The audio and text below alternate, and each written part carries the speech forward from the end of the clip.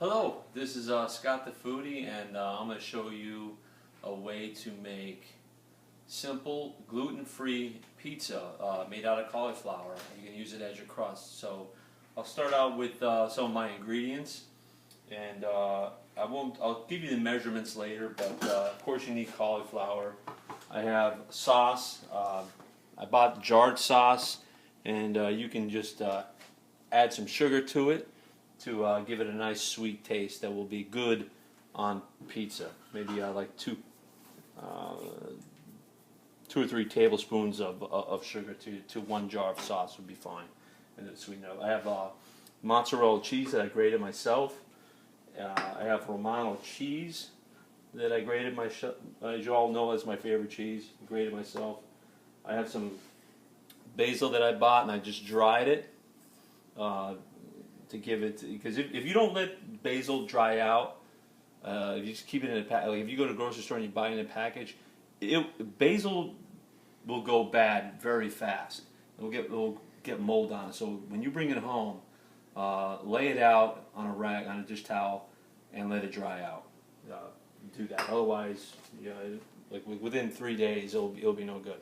Salt and pepper, and some garlic, and also 2 eggs that you can use to help bind the cauliflower as your crust.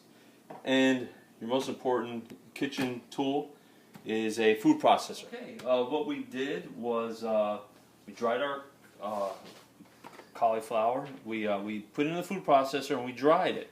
We just damped it with some paper towels just to dry it out, because when you put it in the food processor, and when it grates it, it's a little moist. You want to make sure it's dry. I used like two cauliflowers is what I used.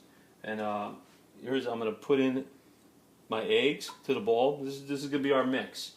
2 eggs, 1 cup of mozzarella cheese, a half a cup of Romano cheese, a teaspoon of garlic powder. Garlic powder, yes, garlic powder. I'm sorry, garlic powder, and salt and pepper to taste. So put a little pepper in there, and some salt, and a little bit here, just to taste. A couple dashes of this, and little dashes of that. It's nice, and then we're gonna mix. And while you're doing this, you can preheat your oven to 425. We're going to do that. And what I'm going to make this in, which is what I'm going to show you next, is we're going to do this in a cast iron skillet. Very simple. And what we're going to do is we're going to season our pan with little cooking spray. Right? If you don't have cooking spray, you can use you can base it with some olive oil. It's the same thing. And it'll work fine. But then we're going to cook it in the oven. We're going to put it on the inside of a cast iron skillet. All right, and what we have is in our skillet, cast iron skillet, we press the cauliflower down into it, with all of our ingredients mixed in with it, and we damped it with some paper towels just to get as much moisture out as we as we can. So now what we're going to do is we're going to throw it in the oven for 25 to 30 minutes at 425 degrees. And you take it out and look at it, and if you feel that the crust is done, then all ovens are different. It may take shorter or longer, but keep your eye on it. But I would recommend at least 25 minutes in the oven at 425. Okay. We're done with our crust. We baked in the oven. We actually did it for 32 minutes in my oven. You can look at it. Take a picture of it. Look at it. This is what you're looking for. You want to make sure that it is crispy.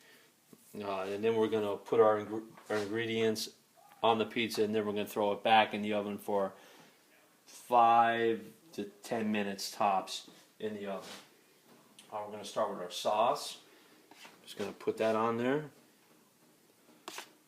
Now I'm going to spread it around a little bit. I want to get the sauce on the pizza.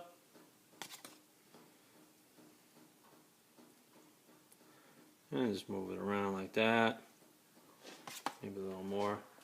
Now, like I said in the beginning, I added a little sugar to the sauce. I just bought a jarred sauce, you know, a marinara I bought, and I just added like 2 tablespoons of sugar. That's all you really need. You don't need a lot, and it gives it a nice little sweet. You don't buy pizza sauce. It's a waste of money. You don't have to buy it. You make your own pizza sauce. Then I'm going to put mozzarella cheese on the pizza.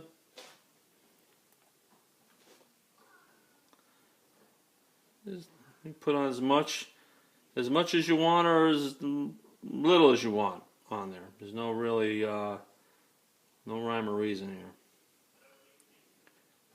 This is grated mozzarella cheese. That's all it is. If you want, you can use any type of cheese you want. You can put a Munster cheese on there. There is a cheese that is really good on pizza, but it's hard to find, and it's called brick cheese. I don't have it, but it's basically a mixture between American cheese and mozzarella cheese, and it's really good on, especially like if you're making a Sicilian cut pizza. But if you can find it, you can throw it on there as well. But this is just mozzarella and some Romano cheese that I got. I'm just gonna throw some of this on there as well. Don't be afraid to use your hands either. I think that's enough. Alright, now I'm going to throw that.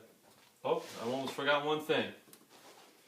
I sliced up some pepperoni. I bought a stick of pepperoni and I sliced it myself. Throw these little pepperoni slices on there.